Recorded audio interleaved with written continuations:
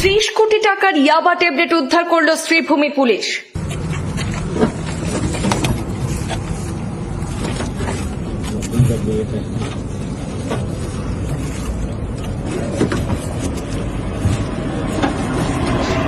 মিজোরাম নয়, এবার মণিপুর থেকে ড্রাগস পাচারের বৃহৎ পরিকল্পনা ভেস্তে দিল শ্রীভূমি পুলিশ। গাড়ির গোপন চেম্বারে লুকিয়ে রাখা 1.5 লক্ষ ইয়াবা ট্যাবলেট বাজেয়াপ্ত বদরপুরে। পুলিশ সুপার পার্থপ্রতিম দাসের নেতৃত্বে চলা অভিযানে উদ্ধার 30 কোটি টাকার ইয়াবা ট্যাবলেট। পুলিশের জালে মণিপুর এবং পাথারকান্দির 2 পাচারকারী।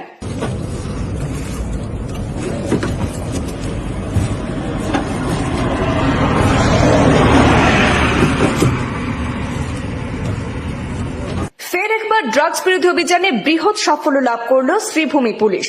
ভেস্তে গেল মণিপুর থেকে ড্রাগস পাচারের বৃহৎ পরিকল্পনা।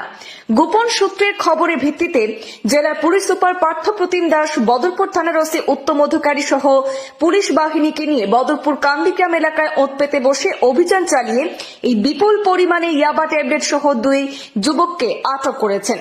কান্দিগ্রাম এলাকায় শিলচর থেকে আসা AS01 MC 2851 নম্বরের একটি বলেরো গাড়ির গোপন চেম্বার থেকে 1,50,000 অর্থাৎ 1.5 লক্ষ ইয়াবা ট্যাবলেট বাজেয়াপ্ত করতে সক্ষম হয়েছে।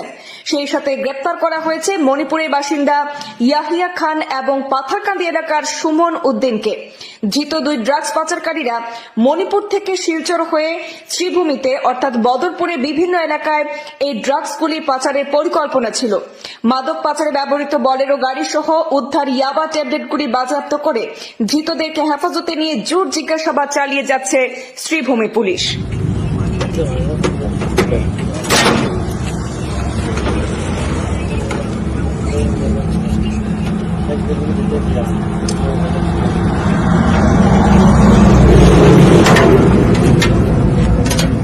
निकालो निकालो